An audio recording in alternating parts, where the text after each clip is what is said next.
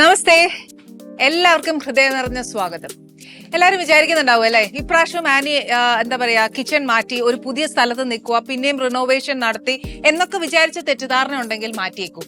ഞാൻ ഇന്ന് അതൊന്നും ചെയ്തിട്ടില്ല. പക്ഷെ ഇന്നൊരു സ്പെഷ്യൽ ഒക്കേഷനിൽ ഞാനൊരു സ്പെഷ്യൽ സ്ഥലത്താണ് നിൽക്കുന്നത്. എവിടാന്നല്ലേ, കോഴിക്കോട് തൊണ്ടയാടുള്ള മൈജി എപ്പിക് ഷോറൂമിലാണ് ഞാൻ ഇന്ന് നിൽക്കുന്നത്. അവരുടെ മോഡുലാർ കിച്ചൺ ആട്ടോ ഇത്. ഇതെന്നാ ഇതിന്റെ വിശേഷം എന്നറിയാവോ? നമുക്ക് എല്ലാവർക്കും അറിയാം, മൈജിയുടെ ഒരു 20 വർഷത്തെ സക്സസ് ആഘോഷമാണെന്ന്. ഒപ്പം നമ്മുടെ അമൃതയുടെയും 20 വർഷത്തിന്റെ ആഘോഷമാണ്. ആലോചിച്ച് നോക്കൂ, ആഘോഷങ്ങൾ എപ്പോഴും നമുക്ക് ഒരുമിച്ച് കൂടുമ്പോഴാണ് ഏറ്റവും സന്തോഷം. നമ്മൾ സാധാരണഗതിയിൽ ചെയ്യുന്ന എന്നതാ, ക്രിസ്മസിന് കുറച്ച് നാൾ മുന്നേ നമ്മുടെ പ്ലം കേക്കിനുള്ള പ്രിപ്പറേഷൻ വേണം, അത് ചെയ്തേ പറ്റുള്ളൂ. അല്ലാതെ നമുക്ക് ഇന്ന് ക്രിസ്മസിന്റെ വിഭവങ്ങൾ ഒരുക്കുമ്പോൾ അറിയാം ക്രിസ്മസിന് എന്തൊക്കെയാണ് നമ്മൾ ചെയ്യാന്നുള്ളത്. കേക്ക്, വൈന്, എന്താ പറയാ, ബീഫ് ഒലത്തിയത്, ചിക്കൻ കറി, അപ്പം, സ്റ്റൂവ്, താറാവ്, എന്നാ വേണ്ട ഇതെല്ലാം വെച്ചേച്ച് ഒരു എന്താ പറയാ ഒരു ലക്ഷറി ഡൈനിങ് തന്നെ നമ്മൾ ഒരുക്കാറുണ്ട് അല്ലെ. അപ്പൊ എപ്പോഴും നമ്മൾ ചെയ്യുന്ന കോട്ടയം മീൻകറിയാ ചെയ്യുന്നത്. അതിപ്പോ എനിക്ക് തോന്നുന്നു മിക്കവരും പഠിച്ചു കഴിഞ്ഞു. ഇനി കോട്ടയത്തോട്ട് ആരും പോയി കഴിക്കണ്ടെന്ന് തോന്നുന്നു. അതുമാതിരി നമ്മുടെ പ്രേക്ഷകർ പഠിച്ചിട്ടുണ്ട്. അപ്പൊ ഞാൻ വിചാരിച്ചു ഇന്ന് എന്നാ ചെയ്യാൻ പറ്റുന്ന ഒരു ഡിഫറെന്റ് ആയിട്ട്. അതായത് നമ്മൾ അപ്പത്തിന് ഫിഷ് മോളി കഴിക്കാറുണ്ട്. എന്നാൽ ഇന്ന് ഞാൻ വിചാരിച്ചു ആഗോലി ഇട്ടിട്ട് ഒരു മാങ്ങാ കറി വെക്കുകയല്ലേ, നമ്മള് മാങ്ങ ഇട്ട മീൻകറി എന്നൊക്കെ പറയല്ലേ. പക്ഷെ അത് ഭയങ്കര ടേസ്റ്റ് ആട്ടോ. ഉള്ള കാര്യം പറയാമല്ലോ, ഈ നമ്മൾ സ്ഥിരം കഴിക്കുന്നതിന് ഒരു വ്യത്യാസം നമ്മുടെ ഡൈനിങ് ടേബിളിലോട്ടും കൂടെ വരട്ടെന്നേ.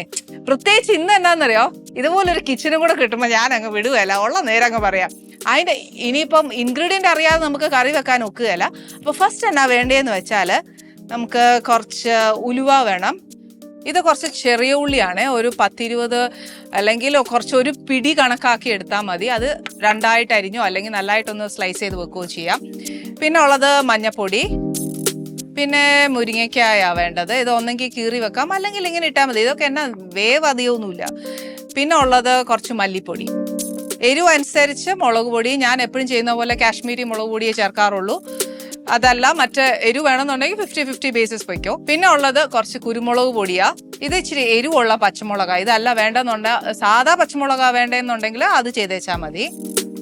പിന്നെ നാച്ചുറൽ നമുക്ക് വേണ്ടിയത് ഉപ്പില്ലാത്ത കറി ഒന്നുമില്ല, ഉപ്പില്ലെങ്കിൽ സ്വാദില്ല. പിന്നെ ഉള്ളത് കുറച്ച് ഇഞ്ചി. ഇതൊരു 2 ഇഞ്ച് നീളത്തിലുള്ള ഇഞ്ചി ഒന്ന് നീളത്തിൽ അരിഞ്ഞു വെച്ചേക്കുക. ഇതെന്നാന്നറിയോ, നിങ്ങൾ കാണുമ്പോൾ ഒരു മഞ്ഞ കളറുള്ള മാങ്ങയല്ലേ, പക്ഷെ ഇച്ചിരി ചെനച്ച മാങ്ങയാ, എന്നാൽ നല്ല പുളിയാ. അതുകൊണ്ട് എന്നാന്നറിയോ വലിയ കുഴപ്പമില്ല. നിങ്ങൾ വിചാരിക്കരുത് പഴുത്ത മാങ്ങയാന്ന്. പച്ച മാങ്ങയിൽ നല്ല പുളിയാണെങ്കിൽ ഒരു അരമുറി മതിയാവും.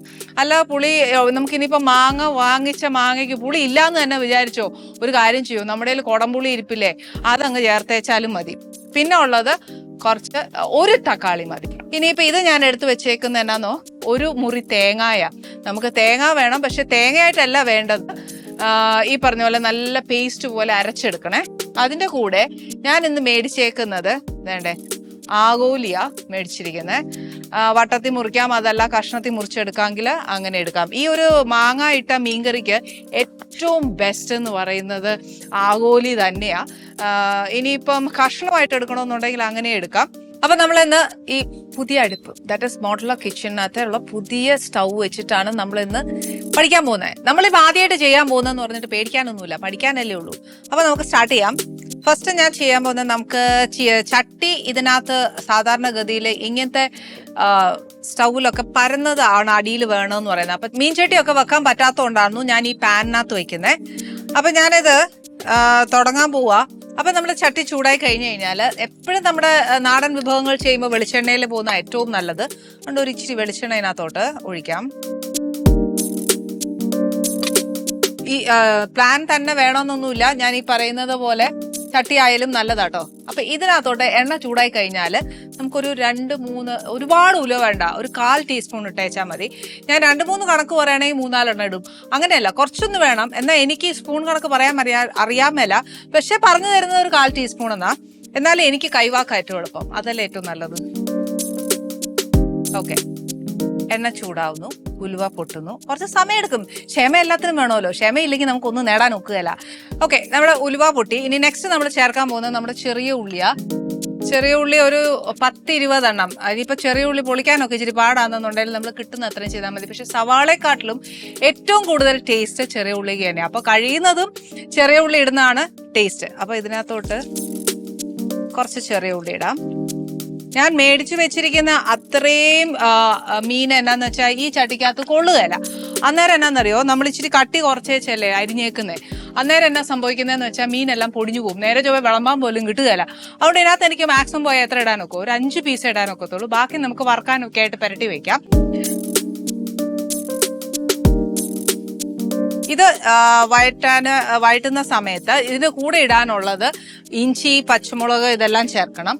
ഇഞ്ചി നമ്മൾ എന്താ പറയുക, 1-2 ഇഞ്ചാണ് ഞാൻ അത്രയും മീനിന് പറഞ്ഞത്. പക്ഷെ എന്നാലും കുറച്ചോ ഇഞ്ചി കൂടുതൽ കൂട്ടിയാൽ ഞാൻ എപ്പോഴും പറയുന്ന കൂട്ട് അതിനൊരു എന്നാ പറയുക കുത്തൽ വരും. അതുകൊണ്ട് ഒരു ഇച്ചിരി നോക്കിയേച്ച് ചെയ്താൽ മതി. ഈ കറിക്കകത്തോട്ട് നമുക്ക് അധികം വെളുത്തുള്ളിയുടെ ആവശ്യമില്ല. പക്ഷെ എന്നാലും ഈ പറഞ്ഞ പോലെ വെളുത്തുള്ളി ഇടണ്ട. ഇഞ്ചി അതിന് പകരം ഒരു എന്താ പറയുക 1 ഇഞ്ച് മാക്സിമം മതി. ബാക്കി ഞാൻ ഇതിനകത്ത് തന്നെ വെച്ചിട്ടുണ്ട്. അപ്പൊ എന്നാന്ന് വെച്ചാൽ ഇതിനകത്തോട്ട് ഒരു ഇച്ചിരി പച്ചമുളക് എരിവ് അനുസരിച്ച്. പക്ഷെ പച്ചമുളക് എന്ന് പറയുമ്പോൾ ഇതിനകത്ത് പച്ചമുളകും വരും, മുളക് പൊടി വരും, കുരുമുളക് പൊടി വരും. അപ്പൊ ഇതിന്റെയൊക്കെ എരിവ് നോക്കിയേച്ച് വേണം ഇടാനായിട്ട്. ഓക്കെ, ഞാനിപ്പോ ഇതിനകത്തൊരു 3 പച്ചമുളകായിട്ടേക്കുന്നത്. ബാക്കി ഇവിടെ ഇരിക്കട്ടെ. എപ്പോഴും പറയുന്ന പോലെ വെളിച്ചെണ്ണയും പച്ചമുളകും ചെറിയ ഉള്ളിയും ഇതെല്ലാം വഴറ്റുന്ന സമയത്ത് നമുക്ക് അത്യാവശ്യമുള്ളൊരു സാധനമാണ് കറിവേപ്പില. അതിന്റെ മണമൊന്ന് അതിനകത്തോട്ട് ചെന്നില്ല എന്നുണ്ടെങ്കിൽ ഉള്ളിക്കും കൂട്ടിനും ഒക്കെ പ്രയാസമല്ലേ. ഓക്കെ, നമ്മുടെ ഉള്ളി, ഇഞ്ചി, പച്ചമുളക് ഇതെല്ലാം ഞാൻ ചേർത്തു. കറിവേപ്പില ഈ പറഞ്ഞ പോലെ സ്റ്റെപ്പ് ബൈ സ്റ്റെപ്പ് ആയിട്ട് അങ്ങ് ചേർത്താൽ മതി. ഇനി നമുക്ക് ഉള്ളി ഒരുപാട് മൂത്ത് പോകണ്ട. അതിന് മുമ്പായിട്ട് ഒരു ഇച്ചിരി പൊടികളൊക്കെ ചേർക്കാനുണ്ട്. അതിന് ഫസ്റ്റ് നമ്മുടെ വീട്ടിൽ ഞാൻ പറഞ്ഞല്ലോ എക്സ്ട്രാ നമ്മൾ ചേർക്കുന്നതെന്ന് പറയുന്നത് കുരുമുളക് പൊടി മാത്രമേ ഉള്ളൂ.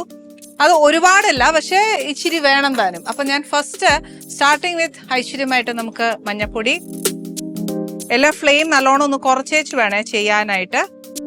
ഒരു 1/4 ടീസ്പൂൺ മഞ്ഞപ്പൊടി. ഒരുപാട് ഇട്ട് കഴിഞ്ഞാൽ ഉണ്ടല്ലോ മഞ്ഞയുടെ കുത്തലും ഫ്രണ്ടിൽ വരും. അതുകൊണ്ട് എപ്പോഴും നമ്മൾ ഇൻഗ്രീഡിയൻസ് ചേർക്കുമ്പോഴെല്ലാം നോക്കിയും കണ്ടേച്ചും വേണം അത് ചേർക്കാനായിട്ട്. ഇനി ഒരു 5 പീസ് ഈ ഒരു ബൗളിനകത്ത് കൊള്ളത്തുള്ളൂ. അപ്പൊ 5 പീസ് മീൻ ചേർക്കാനായിട്ട് എന്തോരം വേണം? അപ്പം എന്നാ ചെയ്യണം, ഒരു 2 ടീസ്പൂൺ ഫുള്ള് ഹീപ്പായിട്ടുള്ള 2 ടീസ്പൂൺ മല്ലിപ്പൊടി ചേർക്കുക. പിന്നെ വേണ്ടിയത് നമുക്ക് കാശ്മീരി മുളക് പൊടിയാ. ഇതിന് പേര് വേണമെന്നുണ്ടെങ്കിൽ തന്നെയുള്ള എരിവ് ഇടാം, അതല്ല 50-50 വേണമെന്നുണ്ടെങ്കിൽ ഇടാം. 50-50 ആണെങ്കിൽ ഞാൻ ഇടാൻ പോകുന്നത് 2 ടീസ്പൂൺ ആണ്. അപ്പം 1 ടീസ്പൂൺ കാശ്മീരി മുളക് പൊടിയും 1 ടീസ്പൂൺ അല്ലാതെ നമ്മുടെ എരിവുള്ള മുളക് പൊടിയും ചേർക്കാം. അത് പോയിട്ട് നെക്സ്റ്റ് എന്നാ വേണ്ടതെന്ന് വെച്ചാൽ നമുക്കൊരു 1/2 ടീസ്പൂൺ കുരുമുളക് പൊടിയാണ്. അതും കൂടെ ഇതിനകത്തോട്ട് അങ്ങ് ചേർക്കുക. ഈ പൊടി ഒരുപാട് അങ്ങ് മൂക്കണ്ട. മൂത്ത് പോയി കഴിഞ്ഞാൽ ഉള്ള പാടെന്നാന്നറിയാവോ, ഈ മൂത്ത ഒരു മണമില്ലേ അതായിപ്പോ. അതായത് കരിവോ ഇല്ല എന്നാ മൂത്ത ഒരു മണം. ആ മൂത്ത മണമൊന്നും മീൻകറിക്ക് എന്തായാലും വേണ്ട. ഇറച്ചിക്കറിക്കൊക്കെ ഇച്ചിരി മൂത്ത് പോയാലും കുഴപ്പമൊന്നുമില്ല, പക്ഷെ മീൻകറിക്ക് ഒരുപാട് മൂത്ത് പോയാൽ കൊള്ളുകയില്ല. അപ്പൊ നെക്സ്റ്റ് എന്നാ ചെയ്യാൻ പോകുന്നതെന്ന് വെച്ചാൽ ഇതിനകത്തോട്ട് ഞാൻ കുറച്ച് വെള്ളം ഒഴിക്കാൻ പോവാം. വെള്ളം എന്ന് പറയുമ്പോൾ ഇതിനകത്ത് വെള്ളം ഒഴിച്ചേച്ച് ഉപ്പും ഇട്ട് നമ്മുടെ മാങ്ങായും മുരിങ്ങയ്ക്കായും ഇട്ട് വെള്ളം തിളച്ച് ഒന്ന് വേവണം.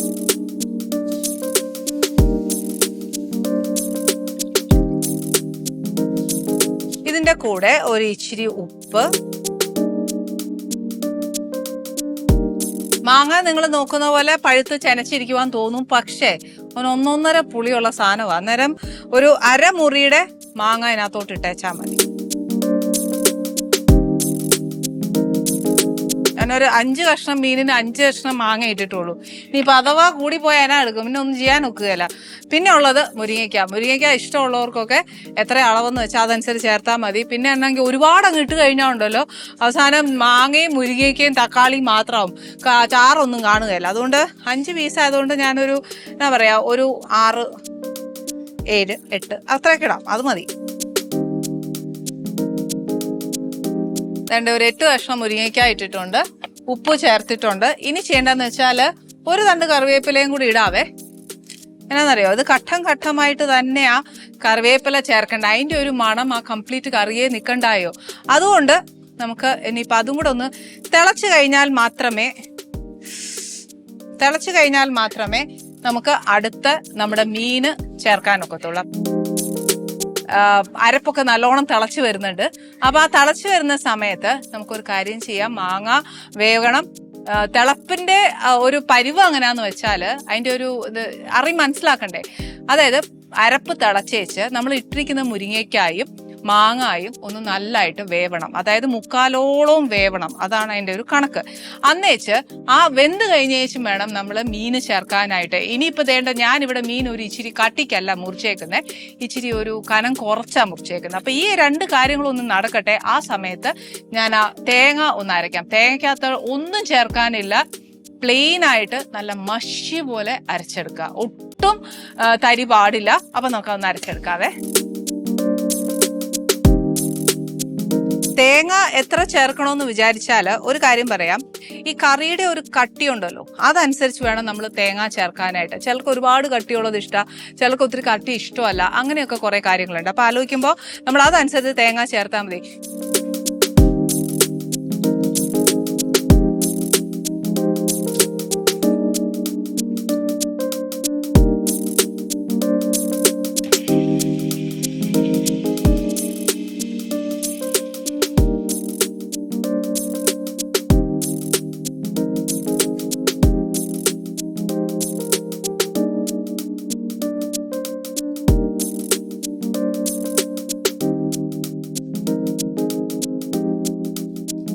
നമ്മുടെ അരപ്പ് നല്ലോണം തിളച്ചു. ഇനി ഞാൻ ഈ മീൻ ഇടാൻ പോവാ.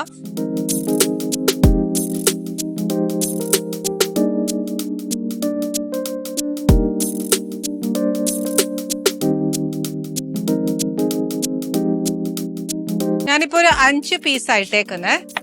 അപ്പൊ എന്നാന്ന് വെച്ചാല് ബാക്കി നമുക്ക് ഈ പറഞ്ഞ പോലെ വലിയ ചട്ടി എടുത്തേച്ചാൽ ചെയ്യാനൊക്കത്തുള്ളൂ എന്നും പറഞ്ഞ് ഞാൻ എടുത്ത എന്റെ പാത്രത്തിന്റെ കുഴപ്പമാണ്. അല്ലാതെ ഞാൻ ഒരിക്കലും ഈ അടുപ്പിനെയോ അല്ലെങ്കിൽ ഒന്നും കുറ്റം പറയല. മീൻ ഇട്ട് കഴിഞ്ഞാൽ തവിയിട്ട് ഇളക്കാൻ പാടില്ല എന്നാണ് എല്ലാരും പറഞ്ഞു തന്നേക്കുന്നത്, കാർന്നോമാരൊക്കെ. പക്ഷെ മീൻ വേവുന്നതിന് മുമ്പ് ഇളക്കാം, അത് ചെയ്യാം, കുഴപ്പമില്ല.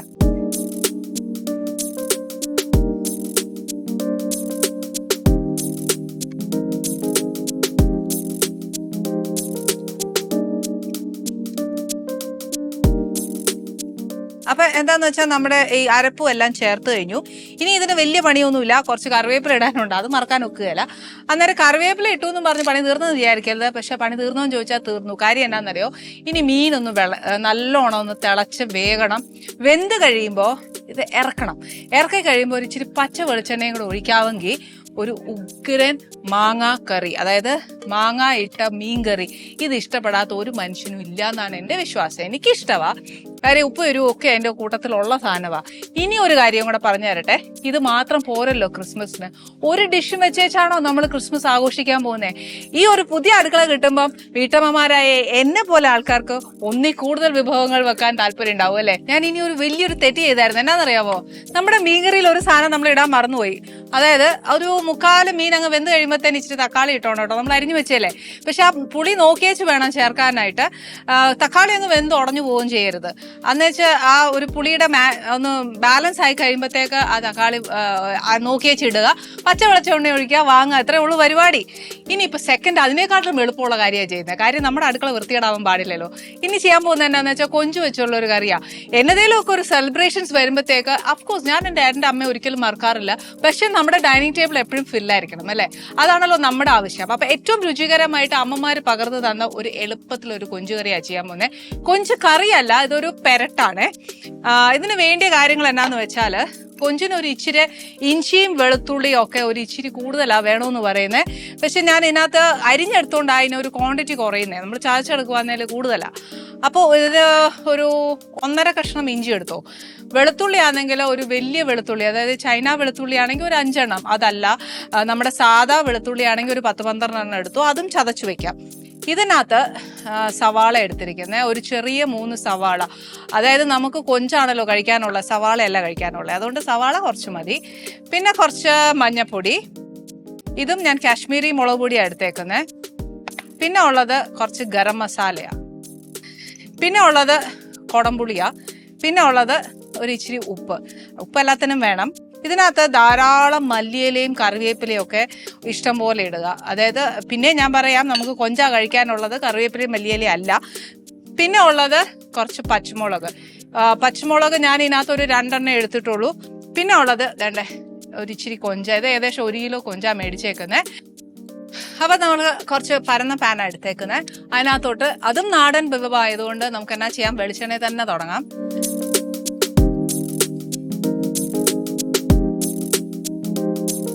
അതിനകത്തോട്ട് കുറച്ച് ഇഞ്ചി, കുറച്ച് വെളുത്തുള്ളി, ഇതിനകത്തോട്ട് തന്നെ ഞാൻ ഇച്ചിരി സവാള മാത്രമല്ല കേട്ടോ, കുറച്ച് കൊച്ചുള്ളിയും കൂടി ഇട്ടാൽ നല്ലതാ.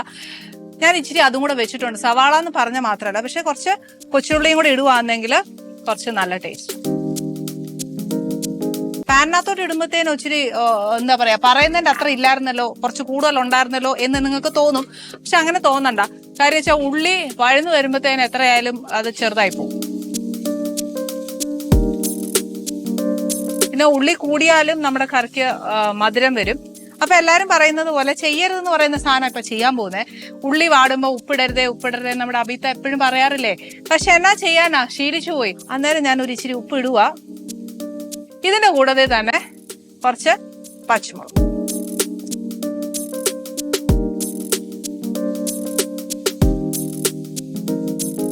ഇതിനകത്തോട്ട് നമ്മൾ നാച്ചുറൽ എപ്പോഴും അല്ലേ വെളിച്ചെണ്ണ, ഇഞ്ചി, വെളുത്തുള്ളി, പച്ചമുളക്, സവാള ഇതെല്ലാം ചേർത്ത് കഴിഞ്ഞാൽ ഒരു നല്ല മൂക്കുന്ന മണം വരും.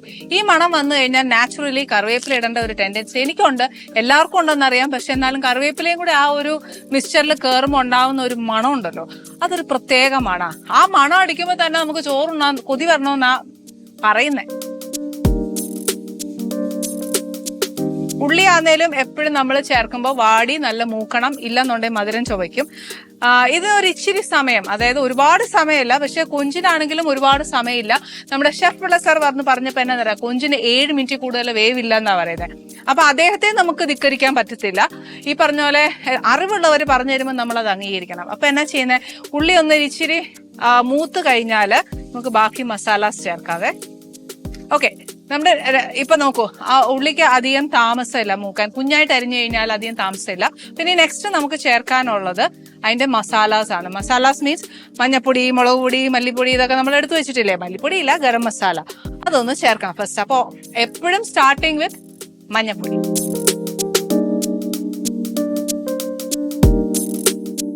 കൊഞ്ച് ആയതുകൊണ്ട് ഇഞ്ചിയും വെളുത്തുള്ളിയും മഞ്ഞപ്പൊടി ഇച്ചിരി കൂടുതലുള്ളത് നല്ലതാ. പക്ഷെ എന്നാലും മഞ്ഞപ്പൊടിയും ഇഞ്ചിയും ഒക്കെ കൂടുക, പട്ട അങ്ങനത്തെ സാധനങ്ങൾ കൂടുവാണെങ്കിൽ കുത്തൽ വരുവേ. അതുകൊണ്ട് നോക്കിയേച്ച് വേണം ചേർക്കാനായിട്ട്. കൊഞ്ചിന്റെ എരിവ് അനുസരിച്ച് കാശ്മീരി മുളക് പൊടിയാണ് അന്നേരം 2 ടീസ്പൂൺ ആയിരുന്നത്.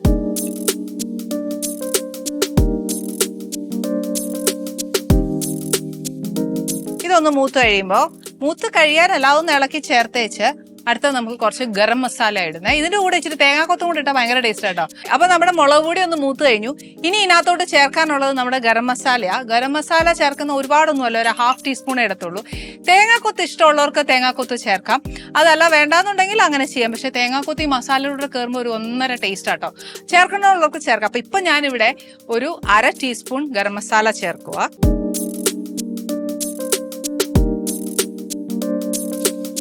ഗരം മസാല ചേർത്തു. ഇനി നെക്സ്റ്റ് ഞാൻ ചേർക്കാൻ പോകുന്നത് എന്നാന്നറിയാവോ, കൊടംപുളി കുറച്ച് ചേർക്കാം. അതായത് അത്രയും കൊഞ്ചിന് പുളി നോക്കി വെച്ച് പിന്നെ ചേർത്താൽ മതി കേട്ടോ. ഞാനിപ്പോൾ ഒരു കഷ്ണേ ചേർക്കത്തുള്ളൂ. ചില പുളിയൊക്കെ ഭയങ്കര പുളിയാ, അതുകൊണ്ട് നോക്കിയും കാണാതെ ചേർത്ത് കഴിഞ്ഞാൽ പിന്നെ പാടാം. അതിനകത്തോട്ട് കൊടംപുളി ഒഴിച്ചു വെച്ചിരിക്കുന്ന വെള്ളം,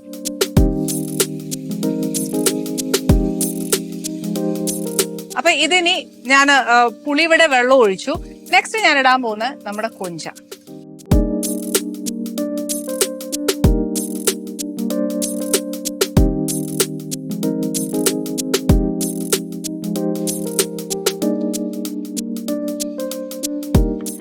അയ്യോ, ഇതാരൊക്കെ പറയാതെ ഞെട്ടിക്കുവാണോ?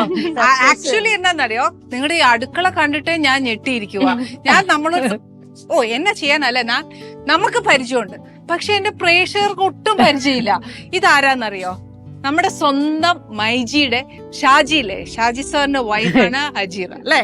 അതെ, ഭയങ്കര ടെൻഷനാന്ന് പറയുന്നത് നമ്മളോട് വർത്താനം പറയാം. ഈ കേരളമെമ്പാടും നമ്മുടെ മുറ്റത്ത് ഇത്രയും സൗകര്യങ്ങൾ എത്തിച്ചു തന്ന ആ ഒരു വലിയ മനുഷ്യന്റെ വൈഫാണ്. ഞങ്ങൾക്ക് എന്തോരം സൗകര്യ ചെയ്ത് തന്നെ. അന്നേച്ചി പേടിയോ? ഇല്ല, കുഴപ്പമില്ല. ഇപ്പൊ പേടിയില്ലല്ലോ. ഇതാരാന്നറിയോ? ഈ ഒരു സുന്ദരിക്കുട്ടി ആരാന്നറിയോ? ഷാജി സാറിന്റെ ബ്രദറിന്റെ മകന്റെ വൈഫാണ്. മോളുടെ പേരെന്നാ? നേഹ. ഓക്കെ, മോൾ എന്നാ ചെയ്യുന്നേ? ഞാനിപ്പോ വർക്ക് ചെയ്യുന്നില്ല, HR ആയിട്ട് വർക്ക് ചെയ്തിട്ടുണ്ടായിരുന്നു. ഇപ്പൊ ബേബി ഉള്ളതുകൊണ്ട് ഓക്കെ. കുഞ്ഞിന് എന്നാ പ്രായമായി? 2 years ആയി. 2 years. ഓക്കെ. ഏറ്റവും കൂടുതൽ എനിക്ക് വിശേഷം ചോദിക്കാനുള്ളത് വേണ്ടേ ഇവരോടൊക്കെ ഏറ്റവും കൂടുതൽ കാര്യം എന്താണെന്നറിയോ? ചേച്ചിയുടെ ഈ ഒരു അടുക്കള പുതിയത് കണ്ടപ്പോ ഉണ്ടല്ലോ, എനിക്ക് സത്യം പറഞ്ഞ പാചകം ഇഷ്ടമായതുകൊണ്ടാണ് ഞാൻ അങ്ങ് ചോദിക്കാതെ പറയാതെ അങ്ങ് കയറി 2 പാചകം ചെയ്ത് കഴിഞ്ഞു കേട്ടോ. കാര്യം എന്നാന്ന് വെച്ചാൽ ചോദിക്കാൻ പറയുകയൊക്കെ ചെയ്ത് കഴിഞ്ഞാൽ ചിലപ്പോൾ വൈറ്റ് അല്ലേ, വേണ്ട നമുക്ക് ട്രയൽ നോക്കാന്നൊക്കെ പറയുന്നതിന് മുന്നേ ഞാൻ അങ്ങ് ചെയ്തു. പക്ഷെ ചേച്ചി ഉള്ള കാര്യം പറയാമല്ലോ, ഈ മോഡേൺ കോൺസെപ്റ്റ്, ഈ മോഡുലാർ കിച്ചൺ ഇനിയിപ്പം നമ്മുടെ വീട്ടിലെ വീട്ടമ്മമാർക്ക് എല്ലാം എത്തിച്ചു കൊടുക്കുകയാണെങ്കിൽ അവർക്ക് ഭയങ്കര സൗകര്യമാവും, ഇല്ലെന്ന് ഞാൻ ഒരിക്കലും പറയുന്നില്ല. പക്ഷെ ഈ ഒരു ലേറ്റസ്റ്റ് സാധനം ഞങ്ങൾ വീട്ടമ്മമാർക്ക് വേണ്ടി എത്തിച്ചു തരുന്നതിന്റെ പിന്നിലുള്ള രഹസ്യം ചേച്ചിയായിരുന്നു. അല്ല, നമ്മൾ ഇതുവരെ വെച്ചാല് സാധാ അടുപ്പ് അങ്ങനൊക്കെ ആണല്ലോ വന്നത്. അപ്പൊ കുറച്ചുകൂടി സ്ത്രീകളെ പ്രൊമോട്ട് ചെയ്യാൻ വേണ്ടിയിട്ടുള്ളൊരു നമ്മള് അതായത് നാടോടുമ്പോ നടുവേ ഓടിക്കോട്ടെ എന്നല്ലേ. അപ്പൊ ന്യൂജൻ പിള്ളേർ എന്നാ പറയുന്നു, ഈ അടുക്കളയാണോ ഇഷ്ടം ഞങ്ങക്ക്? അത് അമ്മാവൻ ഷാജി സാർ ആയതുകൊണ്ട് പറയരുത്, ഞങ്ങളൊരു വീട്ടമ്മയുടെ നിലയ്ക്ക് നിന്ന് പറയണം. ഹാപ്പിയാണ്. ഇതാണോ ഇഷ്ടം? അതോ അമ്മമാരൊക്കെ വന്ന പോലെ? എനിക്ക് ഇത് തന്നെ ഇഷ്ടം. ഇതാണല്ലേ ഏറ്റവും സൗകര്യം, ഇതാണ് ഈസിയാണ് അല്ലേ? ഓക്കെ. ഇതിനുള്ള പിന്നിലുള്ള രഹസ്യം ചേച്ചി എങ്ങനെ മനസ്സിലാക്കി? ഒരു സ്ത്രീയുടെ ബുദ്ധിമുട്ട് ഇങ്ങനെ ആയണം അല്ല, ഓക്കെ, നാട് ഓടുമ്പോ നടുവേ ഓടണം, ദാറ്റ് ഇസ് ദെയർ, ഇല്ലെന്ന് ഞാൻ പറയുന്നില്ല. പക്ഷെ എന്നാലും ചേച്ചിക്ക് സ്ത്രീകൾക്ക് ഇങ്ങനെ ആവണം എന്ന് തോന്നാൻ എന്തെങ്കിലും ഒരു ബിഹൈൻഡ് റീസൺ? അത് അങ്ങനെയൊന്നുമില്ല. ഇപ്പൊ ഓരോ ലേറ്റസ്റ്റ് വരുന്ന അനുസരിച്ചിട്ട് നമ്മള് അതിനനുസരിച്ചിട്ട് അത്രേ ഉള്ളൂ. എന്നാ സിമ്പിൾ ആണെന്ന് നോക്കിയേ. നമ്മളൊക്കെ ആണെങ്കിൽ ഇങ്ങനെ ഒരു ചാൻസ് കിട്ടിയാ കളയുവോ? അങ്ങ് വർത്താനം പറയുക. പ്രത്യേകിച്ച് എന്റെ കാര്യം പറയണ്ടല്ലോ. അതെ, ഈ 20 years സക്സസ് എങ്ങനെയാ ആഘോഷിക്കണ്ടേ? അടിച്ചു പൊളിക്കുന്നില്ലേ? എന്നാ ഒരു മനുഷ്യശ്രീയാ. ഞാനെന്ന് ആലോചിച്ച് നോക്കിയേ, ഇത്രയും നേരം വർത്താനം പറഞ്ഞേ ചിരിക്കുക, എന്നാ ഒന്ന് വിഷ് ചെയ്യണമല്ലോ, അതും ചെയ്തില്ല. ചേച്ചി മെറി ക്രിസ്മസ് മോളെ, മെറി ക്രിസ്മസ്. എനിക്ക് ഈ ചേച്ചിയുടെ ഈ സക്സസ്, സാറിന്റെ സക്സസ് എവിടുന്ന്, എങ്ങനെ, സ്ട്രഗിൾസ്, ഇതെല്ലാം ഒത്തിരി അറിയാനുണ്ട്. കാര്യം എന്താണെന്ന് വെച്ചാൽ ചേച്ചിയുടെ ഇന്നത്തെ വർത്താനത്തിൽ വേണം എൻ്റെ പ്രേക്ഷകർക്ക് ഒരു മോട്ടിവേഷൻ ഉണ്ടാവാൻ. സ്ത്രീകൾക്കായാലും ഇന്നത്തെ ന്യൂ ജനറേഷൻ പിള്ളേർക്കായാലും അപ്കമിങ് പിള്ളേർക്ക്, ഒത്തിരി പേർക്ക് നമ്മളെപ്പോലെ നന്നാവാനും ഉയർച്ചകളിൽ എത്താനും ആഗ്രഹം ഉണ്ടാവും അല്ലേ? അപ്പൊ ചേച്ചി ഒരു കാര്യം ചെയ്യണം, ചേച്ചി ഞങ്ങൾക്ക് ഇത് നല്ലൊരു ക്ലാസ് ആയിട്ട് എടുത്തു തരണം. ഞങ്ങൾ കുറച്ച് സ്റ്റുഡൻസ് ഇരിപ്പുണ്ട്. ഓക്കെ, നമുക്ക് സംസാരിച്ചാലോ? അപ്പൊ നമുക്ക് അവിടെ ഇരുന്ന് സംസാരിക്കാം. പിന്നെ ഈ കിച്ചണിലുള്ള എക്സ്പീരിയൻസ് എങ്ങനെയാണ് ഞങ്ങൾ എത്തിക്കുന്നത്? അടിപൊളി ചേച്ചി, ഒന്നും അറിയണ്ടല്ലോ, ടെൻഷനേ ഇല്ല. പിന്നെ എന്താണെന്നറിയോ, നമുക്ക് സ്ഥിരമായിട്ട് ഗ്യാസ് കത്തിച്ച് അല്ലെങ്കിൽ അടുപ്പ് വെച്ചിട്ട്, ഓക്കെ, ഞാൻ ട്രൂലി അക്സെപ്റ്റ് ചെയ്യുന്നു, അതിന്റെ ഒരു സ്വാദ് പ്രത്യേകം തന്നെയാണ്, ഇല്ലെന്ന് ഞാൻ പറയുന്നില്ല. ഗ്യാസിനെക്കാട്ടിലും അടുപ്പിലുണ്ടാക്കുന്ന ഒരു ആഹാരം എന്ന് പറയുന്നത് എത്ര നമ്മൾ ഇനി മുന്നോട്ട് വന്നാലും അക്സെപ്റ്റ് ചെയ്യാൻ പറ്റില്ല എന്ന് പറഞ്ഞാൽ പറ്റത്തില്ല. പക്ഷെ അതിനോടുള്ളൊരു രുചി പ്രത്യേകമാണ്. പക്ഷേ ഇതും നല്ലതാണ്. Thank you very much. അത് എന്റെ പ്രേക്ഷകർ ഇനി എക്സ്പീരിയൻസ് ചെയ്യും. ഇനി ചേച്ചി ഒരു കാര്യം ചെയ്യാം, നമുക്ക് ഇരുന്ന് സംസാരിക്കാം, അല്ലെങ്കിൽ എന്റെ കൊഞ്ച് കരിയും, എന്റെ പ്രേക്ഷകർ എന്നെ തല്ലും, ഇതാണോ കൊടുക്കുന്നതെന്ന് ചോദിക്കും. അപ്പൊ നമുക്ക് അവിടെ ഇരിക്കാൻ ചേച്ചി.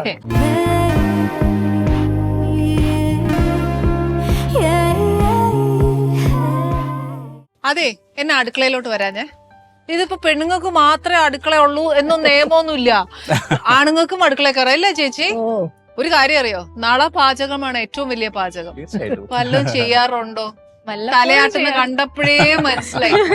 വല്ലപ്പോഴും ചെയ്യാറുണ്ട്.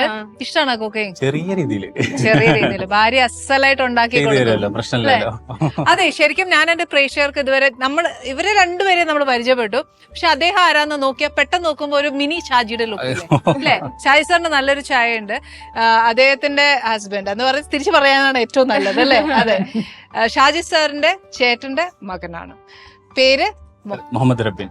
അതായത് ഇപ്പൊ മൈജിയുടെ AGM ആണ്. ചേച്ചി, ഞങ്ങൾക്ക് ഇപ്പൊ അറിയേണ്ട എന്നാന്നറിയാം, നമ്മുടെ നാട്ടിൽ ഇഷ്ടം പോലെ കുട്ടികളുണ്ട് അല്ലെ? ഇപ്പത്തെ ജനറേഷനിലും അല്ലെങ്കിൽ ബിസിനസ് ചെയ്തവരും പരാജയപ്പെട്ടവരും ഒക്കെ ഉണ്ടാവും. പക്ഷെ ഞാൻ ചേച്ചിയെടുത്ത് ചോദിക്കുന്നത് എന്നാന്ന് വെച്ചാൽ, ചേച്ചി ഷാജി സാറിനൂടെ എപ്പോ, എങ്ങനെ കൂടെ ചേർന്ന കാലം തൊട്ട് ഈ ഇന്ന് വരെ നിൽക്കുന്ന ഒരു യാത്ര ചേച്ചി ഒന്ന് ഞങ്ങളുടെ പ്രേക്ഷകർക്ക് പറഞ്ഞു തരുമോ? ഞാൻ 2003 കല്യാണം ഷാജിഖാന്റെ ജീവിതത്തിലേക്ക് വരുന്നത്. അപ്പോ അന്നേരം ഷാജിഖ ഇത്ര തിരക്കും കാര്യമൊന്നുമില്ല. പക്ഷെ പിന്നെ നമ്മൾ അന്ന് ആ ഷാജി സർ സമയത്ത് എങ്ങനെയായിരുന്നു? അന്നെന്ന് വെച്ചാൽ വലിയ തിരക്കൊന്നും ഇല്ലാത്തൊരു മനുഷ്യനായിരുന്നു. അദ്ദേഹം എങ്ങനെയായിരുന്നു? അല്ല മീൻ അദ്ദേഹം വർക്ക് ചെയ്യുന്നുണ്ടായിരുന്നോ അതോ അതെ, ബിസിനസ് വർക്ക് ചെയ്യുന്നുണ്ട്, ബിസിനസ്സുകാരായിട്ട് തന്നെയാണ്. പിന്നീടാണല്ലോ ഇത് മൈജിയിലേക്ക് മാറുന്നത്. അന്ന് മൈജി ഇല്ല, ഇല്ല ഇല്ല, അന്ന് അദ്ദേഹം അന്ന് 3G ആയിരുന്നു 3G. ഓക്കെ, പിന്നാണ് മൈജി ആവുന്നത്. മൈജിയിലേക്ക് വരുന്നവരും പിന്നെ തിരക്കുകൾ കൂടി. പിന്നെ വെച്ചാൽ ഞാൻ ബിസിനസ്സിൽ കൂടുതലായിട്ട് ഒന്നും അറിയില്ല. ഇല്ല, ഞാൻ Very good. ഇല്ല.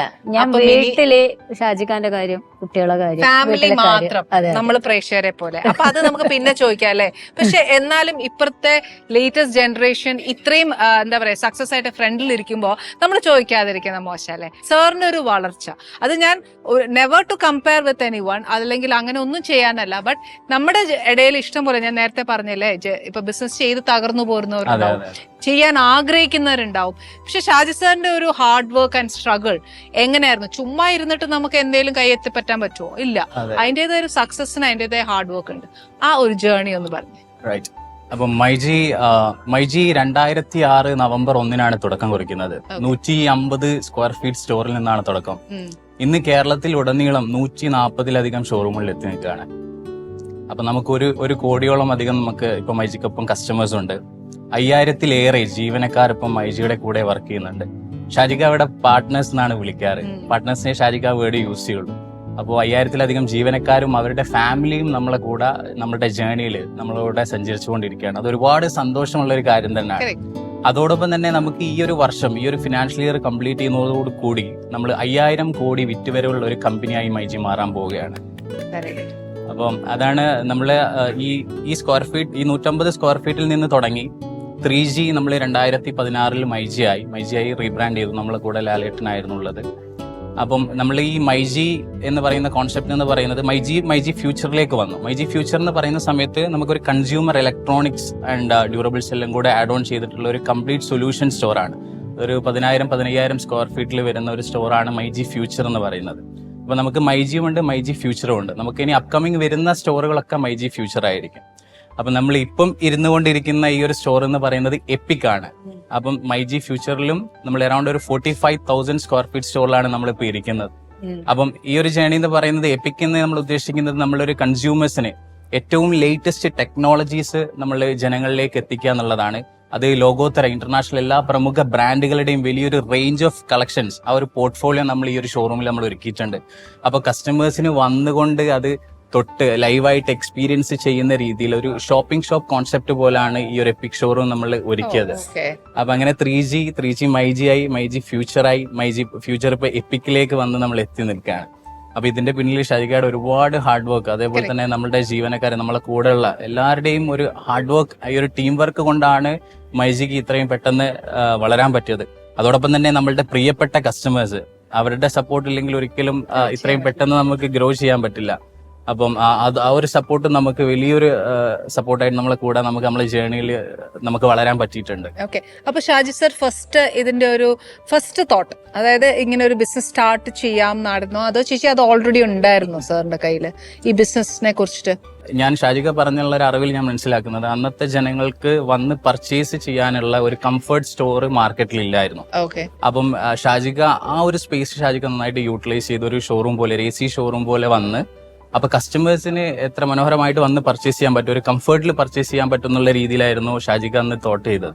പിന്നെ അവിടെ നിന്നുള്ള ഒരു ജേർണിയിൽ പുതിയ പുതിയ ഇന്നോവേഷൻസ്, പുതിയ പുതിയ കോൺസെപ്റ്റുകൾ എത്രത്തോളം നമുക്ക് മൈജിയിൽ കസ്റ്റമേഴ്സിൽ എത്തിക്കാൻ പറ്റുന്നുള്ള ആ ഒരു തോട്ട് പ്രോസസ്സിലായിരുന്നു മൈജിയുടെ ജേർണി. അപ്പൊ അതുകൊണ്ട് തന്നെയാണ് നമുക്ക് ഒരുപാട് ഡിഫറൻഷിയേറ്റ് ആയിട്ടുള്ള ഒരുപാട് എക്സ്പീരിയൻസ് നമുക്ക് കൺസ്യൂമറിന് കൊടുക്കാൻ പറ്റുന്നതും ഒരു ജനപ്രിയമായിട്ട് മൈജി കേരളത്തിലേക്ക് മാറിയതും ഇതുകൊണ്ടുള്ള ഒരു റീസൺ ആണ്. അത് തന്നെയാണ് ഷാജിയുടെ അൾട്ടിമേറ്റ് ഫോക്കസും ചെയ്തത്. ഓക്കെ, അപ്പം ഈ 3G എന്നുള്ള റീബ്രാൻഡിങ്, അത് അതിന്റെ ഒരു എന്താണ് തീരുമാനം? 3G എന്ന് പറയുന്ന സമയത്ത് that is a third generation, right? അപ്പൊ 3G 4G 5G ഒക്കെ ആവും. അപ്പൊ ഷാജിക്ക് അന്ന് ചിന്തിച്ചത് നമുക്ക് ഒരു നല്ലൊരു ബ്രാൻഡ് നെയിം വേണം. അപ്പൊ ഒരു ബ്രാൻഡിനെ നമ്മൾ സ്വിച്ച് ചെയ്യാന്ന് പറയുന്നത് ഒരു ചെറിയ കാര്യമല്ല. അപ്പം ഷാജിക്ക് അതിന് നല്ലൊരു പേര് വേണം, കസ്റ്റമേഴ്സിന് എപ്പോഴും അട്രാക്റ്റീവ് ആണ്. അതേപോലെ തന്നെ 3G തന്നെയാണ് മൈജി എന്നുള്ളതൊക്കെ നമുക്ക് അതിൽ കൊള്ളിക്കണല്ലോ. അപ്പം ഈ മൈജി എന്ന് പറയുന്ന സമയത്ത് that is A my generation, it's A my generation future or my generation. അതായത് എത്ര ജനറേഷൻ കഴിഞ്ഞു പോയി കഴിഞ്ഞാലും മൈജി എന്നുള്ള ഒരു ഫീല് നമുക്ക് കിട്ടും. അപ്പൊ അതുകൊണ്ടാണ് നമ്മൾ അതിനെ മൈജി ആയിട്ട് റീബ്രാൻഡ് ചെയ്യാനുള്ള ഒരു തോട്ട്ഫുള്ളിലേക്ക് വന്നത്. അപ്പൊ 2016 നമ്മൾ അത് കൊച്ചിയിൽ നിന്നായിരുന്നു നമ്മളുടെ റീബ്രാൻഡിങ് നമ്മൾ ചെയ്തത്. അതായിരുന്നു അതിലേക്കുള്ള മാറ്റം. ഓക്കെ, ഇപ്പം നമ്മുടെ വിപണിയിൽ ഇഷ്ടംപോലെ ബ്രാൻഡ്സ് ഉണ്ട് അല്ലെ? അപ്പം ആ ബ്രാൻഡ് വെച്ച് നോക്കുമ്പോൾ മൈജി വേറിട്ട് നിൽക്കുന്നത്, of course it is, but still ആ ഒരു വേറിട്ട് നിൽക്കണം എന്നുള്ള ഒരു രീതി നമ്മുടെ മനസ്സിലുണ്ടാവുമല്ലോ. അതിനെപ്പറ്റി ഒരു എങ്ങനെയാ പറയാനുള്ളത്? തീർച്ചയായിട്ടും ഞാനിപ്പം നേരത്തെ പറഞ്ഞ പോലെ തന്നെ ഈ ഒരു സ്റ്റോറാണ് നമ്മുടെ ഒരു ഗ്രേറ്റ് എക്സാമ്പിൾ. ഇതൊരു എപ്പിക് ഷോറൂമാണ്. നമ്മളൊരു 45,000 സ്ക്വയർ ഫീറ്റിലാണ് ഈ സ്റ്റോർ ചെയ്തത്. അപ്പൊ നമ്മൾ മാർക്കറ്റിൽ നമുക്കിപ്പം ഇവിടെയുള്ള പ്രോഡക്ട്സും മാർക്കറ്റിൽ ചിലപ്പോൾ അവൈലബിൾ ആയിരിക്കും. പക്ഷെ what we are giving to our consumers is that ഒരു ഡിഫറെന്റ് എക്സ്പീരിയൻസ് തന്നെയാണ് നമ്മൾ ഈ ഒരു സ്റ്റോറിൽ നിന്ന് കസ്റ്റമറിന് ഡെലിവർ ചെയ്യുന്നത്. ഇപ്പം നമ്മളൊരു കൺസ്യൂമർ ഒരു പ്രൊഡക്റ്റ് വാങ്ങിക്കാൻ വന്നു കഴിഞ്ഞാൽ അതിന് റിലേറ്റ് ചെയ്യുന്ന എല്ലാ പ്രോഡക്ട്സും നമുക്ക് ആ ഒരു പെർട്ടിക്കുലർ ഏരിയയിൽ തന്നെ നമുക്ക് കസ്റ്റമേഴ്സിന് കൊടുക്കാൻ പറ്റുന്നുണ്ട്. It's A clear ecosystem store. നമ്മളിവിടെ ഓരോ കാറ്റഗറിനെയും നമ്മൾ അവിടെ സെറ്റ് ചെയ്തത് ആ ഒരു രീതിയിലാണ്. ഇപ്പൊ മാഡം മൊബൈൽ വാങ്ങിക്കാൻ പോയി കഴിഞ്ഞാൽ മൊബൈൽ റിലേറ്റഡ് ചെയ്യുന്ന എല്ലാ പ്രോഡക്ട്സുകളും നമുക്ക് ഈ സ്റ്റോറിൽ അവൈലബിൾ ആണ്. അതോടൊപ്പം തന്നെ ഈ ഒരു സ്റ്റോറിൽ നമ്മൾ ഷോപ്പിംഗ് ഷോപ്പ് കോൺസെപ്റ്റ് നമ്മൾ കൊടുക്കുന്നുണ്ട്. നമുക്ക് അഡാപ്റ്റ് ചെയ്യാൻ പറ്റുന്ന ഒരുവിധ എല്ലാ ഇന്റർനാഷണൽ ബ്രാൻഡ്സിനെയും നമ്മൾ ഒരു SS കോൺസെപ്റ്റിൽ ഇവിടെ സെറ്റ് ചെയ്തിട്ട് അവിടെ കസ്റ്റമേഴ്സ് വരുന്ന സമയത്ത് അവർക്ക് അത് ലൈവായിട്ട് എക്സ്പീരിയൻസ് ചെയ്യാനും, ഇപ്പൊ ഇവിടുന്ന് വാഷിംഗ് മെഷീനിൽ നമുക്ക് അലക്കി കാണിച്ചു കൊടുക്കാൻ വരെ പറ്റുന്ന രീതിയിലാണ് സെറ്റ് ചെയ്തത്. അതോടൊപ്പം തന്നെ കുറച്ചുകൂടെ ക്ലിയർ അല്ലേ? റൈറ്റ്. അപ്പൊ അതോടൊപ്പം തന്നെ നമുക്ക് ഇപ്പൊ കിച്ചണിൽ വരുന്ന സമയത്ത് കിച്ചണിൽ നമുക്ക് ഇവിടെ ഓവൻ ലൈവായിട്ട് യൂസ് ചെയ്യാനുള്ള ഒരു ഓപ്ഷൻ ഉണ്ട്. അതേപോലെ തന്നെ നമുക്ക് സ്റ്റവ് നമുക്ക് ലൈവായിട്ട് യൂസ് ചെയ്യാനുള്ള ഒരു ഓപ്ഷൻ ഉണ്ട്. അതാണ് നമ്മൾ ഒരു മാർക്കറ്റിൽ നമ്മൾ വേറിട്ട് ചെയ്തുകൊണ്ടിരിക്കുന്നത്. ദാറ്റ് മീൻസ് അത് കണ്ട് ഉറപ്പ് വരുത്തിയിട്ട് നിങ്ങൾ പ്രോഡക്റ്റ് എടുത്താൽ മതി. അബ്സല്യൂട്ട്ലി. സോ ദാറ്റ് ഈസ് കുറച്ചുകൂടെ ഗ്യാരണ്ടീഡ് ആണ്. കറക്റ്റ്. അപ്പൊ അത് കസ്റ്റമേഴ്സ് വരുന്ന സമയത്ത് അവർക്ക് ആ ഒരു ടച്ച് ആൻഡ് ഫീൽ എക്സ്പീരിയൻസ് ചെയ്യുന്ന സമയത്ത് അവർക്ക് ഒരു കോൺഫിഡൻസ് കൂടി. അതോടൊപ്പം തന്നെ അവര് ഒരു പോർട്ട്ഫോളിയോ നമ്മളുടെ ഒരു എല്ലാ റേഞ്ചും നമ്മൾ ഈ സ്റ്റോറിൽ നിന്ന് നമ്മൾ കാണിക്കുന്നുണ്ട്. അപ്പം ഇങ്ങനെ ഓരോ കാര്യങ്ങളും നമ്മൾ കൺസ്യൂമേഴ്സിന് എത്രത്തോളം നമുക്ക് അപ്ഡേറ്റഡ് ആയിട്ട് ചെയ്യാൻ പറ്റുമോ ആ രീതിയിലാണ് മൈജി ചിന്തിച്ചുകൊണ്ടിരിക്കുന്നതും പ്രവർത്തിച്ചുകൊണ്ടിരിക്കുന്നതും മുന്നോട്ട് പോയിക്കൊണ്ടിരിക്കുന്നത്. അപ്പം ഇത് എങ്ങനെയാ നിങ്ങൾ എല്ലാരും കൂടിയിട്ട് ഓരോ തോട്ട്സ് കൊണ്ടുവരുന്നതാണോ? ഇതിൽ ഞാൻ ചേച്ചിനോട് പറഞ്ഞ പോലെ തന്നെ ഇതിൽ ഒരുപാട് ജീവനക്കാരുണ്ട്, അതിൽ ഒരുപാട് മൾട്ടിപ്പിൾ ഏരിയകളുണ്ട്, നമുക്കൊരു സിസ്റ്റം തന്നെ ഉണ്ട്. അപ്പം അതിൽ നമ്മൾ ഓരോരുത്തരെയും മീറ്റിംഗിലും കാര്യങ്ങളിലൊക്കെ ഒരുപാട് ഇൻപുട്സും കാര്യങ്ങളൊക്കെ എടുത്ത് അവിടെ വർക്ക് ചെയ്യുന്ന വർക്കേഴ്സ് ഉൾപ്പെടെ വിൽ ടേക്ക് ഫ്രം എവ്രിവൺ. നമുക്ക് ഓരോ കാര്യങ്ങളും നമുക്ക് ഒരുപാട് അപ്ഡേറ്റ് ചെയ്യാൻ പറ്റും. അപ്പൊ നമ്മൾ എല്ലാവരുടെ നിന്നും അപ്ഡേറ്റ് എടുക്കലുണ്ട്. ഈവൻ ഓഫീസിൽ നിന്നുള്ളത് മാത്രമല്ല, നമ്മളെ ജീവനക്കാരോടൊക്കെ നമ്മൾ അപ്ഡേറ്റ് എടുത്ത് അപ്ഡേറ്റ് ഒക്കെ പഠിച്ചിട്ട് തന്നെയാണ് നമ്മൾ മാറ്റങ്ങൾ കൊണ്ടുവരുന്നതും പോയിക്കൊണ്ടിരിക്കുന്നത്. അവരുടെ അഭിപ്രായത്തിന് പോലും ടേക്ക് വാല്യൂ അല്ലേ? പിന്നെ തീർച്ചയായിട്ടും, എന്നാലേ നമുക്ക് ഗ്രോ ചെയ്യാൻ പറ്റുള്ളൂ. Correct, that's what I said. എന്നാന്നറിയോ, ഇതാണ് എനിക്ക് തോന്നുന്നു മൈജിയുടെ ഏറ്റവും വലിയൊരു എന്താ പറയാ സക്സസ് എന്ന് പറയുന്നത്. കാര്യം ഈച്ച് ആൻഡ് എവറി വർക്കേഴ്സ് ഇവിടെ വർക്ക് ചെയ്യുന്ന എല്ലാവർക്കും ഇപ്പൊ ഷാജി സർ എന്നുള്ള ആ ഒരു സ്ഥാനവും ആ സ്നേഹവും ആ റെസ്പെക്റ്റും ഒക്കെ അദ്ദേഹത്തിന് കൊടുക്കണം എന്നുണ്ടെങ്കിൽ പുള്ളിയും അതേപോലെ അവർക്ക് ആ വാല്യൂ കൊടുത്ത് അവരുടെ ഒരു ഒപ്പീനിയൻ അത്രയും വലിയൊരു എന്താ ഇമ്പോർട്ടൻസ് കൊടുത്തിട്ടാണ് അവര് സെർവ് ചെയ്യുന്നത്. അപ്പൊ എന്നാന്ന് വെച്ചാല് അവർക്കും നമ്മുടെ ഷോറൂം നന്നാവണം എന്നുള്ള ഒരു തോട്ട് അവർക്കും ഉള്ളിലുണ്ട്. ഷാജിക എപ്പോഴും പറയുന്ന ഒരു കാര്യം എന്ന് പറഞ്ഞു കഴിഞ്ഞാല് നമ്മളുടെ ജീവനക്കാര്, നമ്മൾ അടിച്ചു വരുന്ന ചേച്ചി മുതൽ നമ്മളുടെ സെക്യൂരിറ്റി മുതൽ എല്ലാവരും ഈ മൈജിയുടെ വളർച്ചയിൽ വലിയ പങ്കുള്ള ആൾക്കാരാണ്. അപ്പൊ നമ്മൾ ഒരാളെയും ഇതില് മാറ്റി നിർത്തുന്നില്ല. അപ്പൊ ഇതൊക്കെ ഒരു ടീമാണിത്. അതുകൊണ്ട് തന്നെയാണ് നമുക്ക് തീർച്ചയായിട്ടും പിന്നെ പ്രേക്ഷകരുടെ സപ്പോർട്ട് കൊണ്ട് തന്നെയാണ് നമുക്ക് ഇത്രയധികം വളരാൻ പറ്റിയത്. ഡെഫിനറ്റ്ലി അവരാണല്ലോ നമ്മുടെ സ്ട്രെങ്ത്. ചേച്ചി എത്ര നേരമായിട്ട് മിണ്ടാതിരിക്കുവാണ്, ഞങ്ങളൊക്കെ വലിയ വലിയ കാര്യങ്ങളാണ് വർത്താനം പറയുന്നത്. ചേച്ചി ബിസിനസ് ഒക്കെ ചെയ്യാൻ തന്നെ? അല്ലെ, ഞാൻ കൂടുതലായിട്ട് കുട്ടികളെ കാര്യം വീട്ടിലെ കാര്യങ്ങളൊക്കെ സപ്പോർട്ട് ചെയ്യാന്നല്ലാതെ ബിസിനസ്സിൽ ഞാൻ കൂടുതൽ ഇറങ്ങിയിട്ടില്ല. ഓക്കെ, അപ്പൊ പിന്നെ ഒരു കാര്യം ചോദിക്കട്ടെ, പിള്ളേരൊക്കെ എന്തൊരു പരുവായി? മൂത്താളിപ്പോ UK പഠിക്കുകയാണ്, പിന്നെ ഡിഗ്രി ഫൈനൽ ഇയർ ആണ്. രണ്ടാമത്തെ ആളിപ്പോ 10th-ലാണ്, മൂന്നാമത്തെ ആള് 4th. അപ്പൊ വീട്ടില് വരുമ്പം ഷാജി സർ ഇങ്ങനെ ഒരു പക്ക ഫാമിലി, ഒരു അച്ഛൻ, അതിന്റെ റെസ്പോൺസിബിലിറ്റി, അതോ വീട്ടില് വരുമ്പം ഒരു പക്ക ഫാമിലി മാനും ഇവിടെ വരുമ്പോ വേറൊരു വ്യക്തിയും അങ്ങനെയാണോ? അതെ, ഇവിടെ വന്നാല് ബിസിനസ്മാൻ, വീട്ടിൽ വന്നാല് അച്ഛൻ ഭർത്താവ്, വീട്ടിലെ കാര്യങ്ങളൊക്കെ നോക്കുന്ന ഒരു ഗൃഹനാഥൻ അല്ലേ? അപ്പൊ ചേച്ചി സ്ട്രെസ് ഒക്കെ സാർ വീട്ടിൽ വരുമ്പോ തീർക്കാറുണ്ടോ? സത്യം മാത്രമേ പറയാറുള്ളൂ. സ്ട്രെസ് കൂടുതലായിട്ട് വരുമ്പോ കുറച്ചൊരു ഇതുണ്ടാവും. പക്ഷെ ഞാനത് എന്താ പറയാ, ചേച്ചിക്ക് അറിയാം അതെങ്ങനെ മാനേജ് ചെയ്യണം. നമ്മളത് എന്തെങ്കിലും ദേഷ്യപ്പെട്ട് സംസാരിക്കുകയാണെങ്കിൽ ഞാൻ മിണ്ടാതെ നിന്നേക്കും. അതെ, അതെല്ലാ സ്ത്രീകളെയും പഠിപ്പിക്കുന്ന ഒരു കാര്യമാണ് അല്ലേ ചേച്ചി? അത് കറക്റ്റ്. ചേച്ചി ഇപ്പൊ ഞാനൊരു കാര്യം, to every success man there is a women behind എന്ന് പറയുന്ന പോലെ ചേച്ചിയുടെ ഒരു പങ്ക് എത്രയുണ്ട് സാറിന്റെ? എന്റെ പങ്ക് വെച്ചാൽ ഞാൻ പറഞ്ഞല്ലോ, നമ്മളിപ്പോ വീട്ടിലെ കാര്യം നോക്കാൻ ചെറിയൊരു ഇതല്ല. കുട്ടികളെ കാര്യമായിക്കോട്ടെ, ഷാജിഖാന്റെ ഉമ്മന്റെ കാര്യമായിക്കോട്ടെ, എല്ലാം ഞാൻ തന്നെയാണ്. അങ്ങനത്തെ ഒരു ടെൻഷൻ ഞാൻ ഷാജിഖാൻ അറിയിക്കാറില്ല, കൊടുക്കാറില്ല. അദ്ദേഹം അദ്ദേഹത്തിന്റെ ജോലി ചെയ്തോട്ടെ, ഞാൻ ഇവിടുത്തെ നോക്കിക്കോളാം എന്നല്ലേ. ഇനി ചേച്ചി ആദ്യമേ അങ്ങനെ വന്നു കയറിയ മരുമോളോട് ചോദിക്കാലോ. മരുമോള് പറയോ എങ്ങനെയായിരുന്നു? ഞാൻ വന്നപ്പോ മുതൽ എങ്ങനെയായിരുന്നു, ഷാജി അങ്കിൾ എന്ന് പറയുന്ന എല്ലാരെയും ഇങ്ങനെ കൂടെ വേണം എന്നുള്ളൊരു, ഇപ്പൊ തന്നെ എല്ലാ മാസവും എന്തെങ്കിലും ഒരു ഫംഗ്ഷൻ അവിടെ എന്തായാലും ഉണ്ടാവും. എല്ലാവരും ഒരു ഗെറ്റ് ടുഗെദർ എന്തായാലും അവിടെ വെക്കാറുണ്ട്. അത് വേണം. കാരണം ഷാജി അങ്കിൾ അത് നിർബന്ധമാണ്. എല്ലാവരും എന്തായാലും ഒരുമിച്ച് ഒരു ദിവസമെങ്കിലും വെച്ചാൽ അത് അത്രയും. നമുക്കത് കണ്ടപ്പോ ഫസ്റ്റ് എന്താ തോന്നിയ? ഒരു ന്യൂ എക്സ്പീരിയൻസ് പോലെ എന്തെങ്കിലും ഉണ്ടായിരുന്നു? സാധാരണ ഫാമിലികളിൽ പറഞ്ഞാൽ എന്തെങ്കിലും ഒരു ഫംഗ്ഷൻ ഉണ്ടെങ്കിൽ അങ്ങനെ എല്ലാവരും പോവാന്ന്, ഇതിനായിട്ട് എന്താ പറയാ കമ്മിറ്റഡ് ആയിട്ട് നിന്നിട്ട് അങ്ങനെ കണ്ടിട്ടില്ല. ഷാജി അങ്കിൾ എന്ന് പറയുന്നത് ഇങ്ങനെ എല്ലാവരും ഒന്ന് കൂടണം എന്നുള്ള ഒരു മൈൻഡ് സെറ്റ് ആണ് എപ്പോഴും. സർ ഇപ്പൊ പറഞ്ഞ ഫാമിലിയിൽ പക്ക ഗ്രഹനാഥനാണ്. At the same time sir സ്റ്റാഫ്സിന്റെ കൂടെ എങ്ങനെയാണ് സാറിന്റെ ബിഹേവിയർ? ഷാജിക ആക്ച്വലി എല്ലാരെയും കൂട്ടിപ്പിടിക്കുന്ന ഒരാളാണ്. ഇപ്പം വൈഫ് വളരെ, അത് നമുക്ക് എപ്പോഴും ഷാജിക പറഞ്ഞിരുന്ന ഒരു കാര്യമാണ്. നമ്മൾ എല്ലാരെയും കൂട്ടിപ്പിടിച്ച് കൂടെ നിർത്തി കൊണ്ടുപോകണം എന്ന് പറയുന്ന ഒരാളാണ്. പിന്നെ ഷാജികയുടെ ഒരു പ്രത്യേകത എന്ന് പറഞ്ഞു കഴിഞ്ഞാൽ പ്യുവർലി പുള്ളിക്കൊരു ടൈം മാനേജ്മെന്റ് സിസ്റ്റം ഉണ്ട്. ആക്ച്വലി ഇപ്പൊ ഫാമിലിയുടെ കൂടെ ഫാമിലിയുടേതായ സമയങ്ങൾ പുള്ളി കണ്ടെത്തും, അതേപോലെ തന്നെ ഫ്രണ്ട്സിന്റെ കൂടെ ഫ്രണ്ട്സിന്റേതായ സമയങ്ങൾ കണ്ടെത്തും. ഇനിയിപ്പോൾ ഓഫീസ് റിലേറ്റഡ് ആണെങ്കിൽ അതിൻ്റെതായ സമയങ്ങൾ. അപ്പൊ എല്ലാ കാര്യങ്ങളിലും വളരെ ടൈം മാനേജ്മെന്റിൽ കൺട്രോൾ ചെയ്ത് പോകുന്ന ഒരാളാണ് ഷാജിക. തീർച്ചയായിട്ടും എന്നെ സംബന്ധിച്ചിടത്തോളം എനിക്കത് വലിയൊരു പാടായിരുന്നു പുള്ളിയിൽ നിന്ന് കിട്ടിയത്. കാരണം എങ്ങനെ ബാലൻസ് ചെയ്യാം നമ്മുടെ ഒരു ലൈഫ് സൈക്കിൾ. അപ്പൊ അത് ഇത്രയും തിരക്കുള്ള ഒരു ആളാണ് ഷാജിക. അപ്പം അത് കറക്റ്റ് ആയിട്ട് പുള്ളി ബാലൻസ് ചെയ്ത് പോകുന്നത് എന്നെ പോലത്തെ ഒരു ജനറേഷനിൽ വളരെ ഇൻസ്പയറിംഗ് ആണ്. ശരിക്കും ഒരു റോൾ മോഡൽ ആയിട്ട് തോന്നിയിട്ടില്ലേ? തീർച്ചയായിട്ടും നമുക്ക് പല കാര്യങ്ങളിലും നമുക്ക് അങ്ങനെ ഫീൽ ചെയ്തിട്ടുണ്ട്. കാരണം നമ്മൾ തന്നെ പലതും ഷാജികാരുടെ അടുത്ത് നിന്ന് ഒരുപാട് അപ്ഡേറ്റഡ് ആയിട്ടുള്ള കാര്യങ്ങൾ നമ്മൾ ഇപ്പോഴും പഠിച്ചുകൊണ്ടിരിക്കുകയാണ്. ഓക്കെ, മോന് ശരിക്കും ഞാൻ അന്ന് പേഴ്സണൽ സംസാരിച്ചപ്പം അദ്ദേഹത്തിന് ഫിലിമിലൊക്കെ അഭിനയിക്കാൻ ഭയങ്കര ഇഷ്ടമായിരുന്നു. But at the same time he has his own responsibility. അതായത് മൈജിയിലെ AGM ആണ്. എപ്പോഴാണ് ആ ഒരു സ്ഥാനം സർ അങ്ങ് കയ്യിലോട്ട് തന്നത്? That is not a simple thing. ഷാജിക ആക്ച്വലി ബിസിനസ്സിൽ വരുന്ന സമയത്ത് he's a pure business man.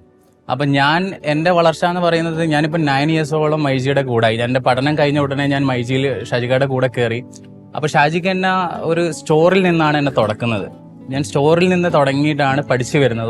ഒരു സാധാരണ പോലെ from the bottom I started. എന്നാലേ നമുക്ക് ഈ ഒരു സിസ്റ്റം എങ്ങനെയാണ് വർക്ക് ചെയ്യുന്നത് എന്നുള്ള സൈക്കിൾ നമുക്ക് മനസ്സിലാവും.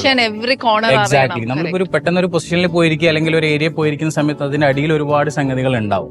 അപ്പൊ ഷാജിക ഇവൻ എന്നെ സ്റ്റോറിലിട്ട് എല്ലാ കാര്യങ്ങളും, ഈ ഡോറ് തുറന്നു കൊടുക്കുന്ന മുതൽ ബിൽഡിംഗ് ആയിക്കോട്ടെ ബാക്കിയുള്ളായിക്കോട്ടെ, അങ്ങനെ ഓരോ ഏരിയകളില് കേപ്പബിലിറ്റി നോക്കിയിട്ടാണ് ഞാൻ ഇങ്ങനെ വന്നത്. പെട്ടെന്ന് ഒരു ഫാമിലി എന്ന് പറഞ്ഞത് കൊണ്ട് കാര്യമില്ല. ഒരു പൊസിഷൻ നമുക്ക് ഹാൻഡിൽ ചെയ്യണമെന്നുണ്ടെങ്കിൽ നമ്മൾ ആ ക്വാളിറ്റിയിലേക്ക് വരിക, അല്ലെങ്കിൽ ഒരു പൊട്ടൻഷ്യലിലേക്ക് നമ്മൾ ഡെവലപ്പ് ചെയ്തെടുക്കുക എന്നുള്ളതാണ്. എങ്കിൽ മാത്രമേ നമുക്ക് ഇത്രയും വലിയൊരു സ്ഥാപനം നമുക്ക് കൺട്രോൾ ചെയ്ത് മുന്നോട്ട് പോകാൻ പറ്റുള്ളൂ. അല്ലെങ്കിൽ ഒരുപാട് ഡിഫിക്കൽട്ടീസ് ആയിരിക്കും. അപ്പോൾ ആ രീതിയിൽ തന്നെയാണ് ഷാജിക എന്നെ അവിടെ ട്രെയിൻ ചെയ്തത്. അപ്പം ആ രീതിയിൽ തന്നെയാണ് എന്റെ വളർച്ചയും എന്റെ പ്രൊമോഷനും ഷാജിക എനിക്ക് തന്നതും. ഇത് ഷാജിക തരുന്ന സമയത്ത് അന്ന് ഇത് എന്താണ് ഷാജിക ഉദ്ദേശിക്കുന്ന ഒരു കൺഫ്യൂഷൻ എനിക്കുണ്ട്. പിന്നാണ് ഞാൻ അത് റിയലൈസ് എനിക്കിത് വേണ്ടല്ലോ എന്നൊക്കെ ചിന്തിച്ചില്ലേ? സത്യം, അത് ചിന്തിച്ചു പോകും. അപ്പം ഷാജിക്ക് റിയലൈസ് ചെയ്തത് നമ്മൾ എന്താണെന്നുള്ള മനസ്സിലാക്കുമ്പോൾ കിട്ടുന്ന ഒരു സന്തോഷം വേറെ തന്നെയായിരുന്നു. അത് എപ്പോഴെങ്കിലും ആ സമയത്ത് ഫ്രസ്ട്രേറ്റഡ് ആയിട്ടുണ്ട്? ഫ്രസ്ട്രേറ്റഡ് ആയിട്ടില്ല. കാരണം ഞാൻ അൾട്ടിമേറ്റ്ലി എന്റെ പരാതികളൊക്കെ വീട്ടിൽ വന്നിട്ടുണ്ട്. എന്റെ ഉപ്പ എപ്പോഴും പറയാറുണ്ട്, നമ്മള് ജോബിൽ എപ്പോഴും കമ്മിറ്റഡ് ആയിരിക്കണം, നമുക്ക് വളരെ പെർഫെക്റ്റ് ആയിട്ട് പോകണം എന്നുള്ള എപ്പോഴും പുള്ളി എന്നോട് പറയുന്ന ഒരു കാര്യം. അപ്പം അതുകൊണ്ട് തന്നെ ഞാൻ ഈ ജോബിൽ കയറിയ സമയത്ത്, ഈ മൈജിയിൽ കയറിയ സമയത്ത് തന്നെ എന്റെ മൈൻഡിൽ ഓൾറെഡി അത് സെറ്റ് ആയിരുന്നു, ഇങ്ങനെ തന്നെ പോകാൻ പാടുള്ളൂ എന്നുള്ള. അതിന് ഞാൻ ഹാർഡ് വർക്ക് ചെയ്യാനും റെഡി ആയിരുന്നു. അതുകൊണ്ട് തന്നെയാണ് എന്റെ ഒരു ജേർണി അങ്ങനെ വരാൻ പറ്റിയത്. അപ്പൊ ഈ ക്രിസ്മസ് സംബന്ധിച്ച് എന്തൊക്കെയാണ് മൈജി? തീർച്ചയായിട്ടും ലാസ്റ്റ് ക്രിസ്മസിൽ നമ്മൾ വലിയൊരു ബമ്പർ പ്രൈസ് ഒക്കെ നമ്മളുടെ പ്രിയപ്പെട്ട കസ്റ്റമേഴ്സിനായിട്ട് നമ്മൾ കൊടുത്തിട്ടുണ്ട്. തീർച്ചയായിട്ടും ഈ പ്രാവശ്യം നമ്മളുടെ കസ്റ്റമേഴ്സിനെ നിരാശപ്പെടുത്തില്ല. വലിയൊരു ഓഫറും കാര്യങ്ങളും ഡിസ്കൗണ്ട്സും ഒക്കെ ആയിട്ടാണ് മൈജി ഈ ഒരു ക്രിസ്മസിന് നമ്മൾ വരാൻ പോകുന്നത്. സർപ്രൈസ് ആണ്. ഇവിടെയും പൊളിക്കത്തില്ല? ഇല്ല. എന്റെ ദൈവമേ, ഞാൻ വിചാരിച്ചു ഇവിടെ ചേച്ചി എന്തെങ്കിലും പറഞ്ഞുതരാ ചേച്ചി, ഒരു ഹിന്റ്. നോക്കല്ലേ ഞങ്ങളൊരു രഹസ്യം പറഞ്ഞോട്ടെ പ്ലീസ്. ചേച്ചിക്ക് പറയാൻ പറ്റത്തില്ല? നാണൊക്കെയാണ് ചോദിച്ചത് അല്ലേ? പക്ഷെ എന്തായാലും നമ്മുടെ ക്രിസ്മസ് അല്ലേ, നമുക്കൊന്ന് കേക്ക് കട്ട് ചെയ്താലോ, ഒരു മധുരം വേണ്ട എന്തായാലും. അതുവഴി എന്തെങ്കിലും കണ്ടുപിടിക്കാൻ പറ്റുമോ നോക്കട്ടെ. നമുക്കൊന്ന് മുറിച്ചാലോ? ചേച്ചി വരും.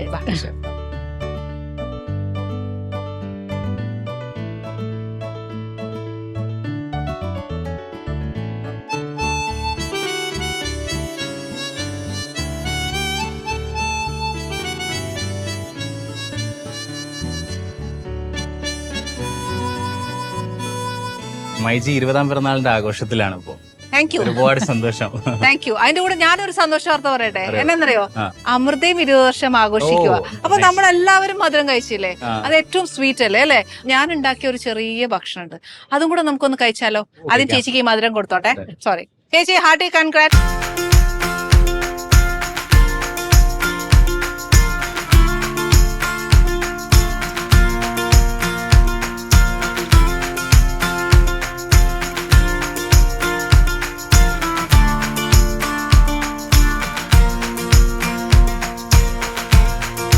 നമ്മള് ഇവിടെ മധുരം കഴിച്ചു. എന്താ പറയാ, നമ്മുടെ ഒരു സന്തോഷത്തിൽ എപ്പോഴും നമ്മൾ പങ്കുചേരുന്ന ഒരു മധുരത്തിലാണ് അല്ലെ. പക്ഷെ എന്നാലും എന്നാന്നറിയോ, എന്റെ പ്രേക്ഷകർക്ക് മൈജിനെ കുറിച്ചും മൈജിയുടെ ഒരു യാത്രയെ കുറിച്ചും ഒക്കെ ഒരു സക്സസിനെ കുറിച്ചും ഒക്കെ പറയാൻ സാധിച്ചത് എനിക്ക് ഭയങ്കര സന്തോഷമുണ്ട്. ഞാനല്ല പറഞ്ഞത്, മൈജിയുടെ ഫാമിലി തന്നെയാ പറഞ്ഞത്.